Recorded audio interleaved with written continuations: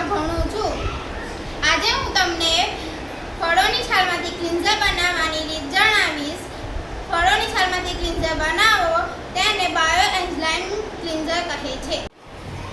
સૌપ્રથમ આ ડબ્બામાં 10 ઘણું પાણી લેવાનું. ત્યારબાદ 10 ઘણું પાણી લેવાનું.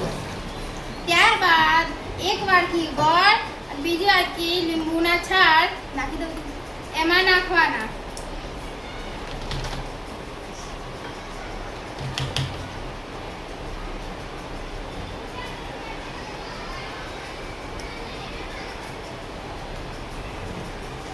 પછી તેને હવા જાય એવું બંધ કરવાનું. ત્યારબાદ રોજ એક દિવસ તેને હલાવવું. 30 કાં તો 40 દિવસમાં ક્લિન્ઝર તૈયાર થશે. બાયો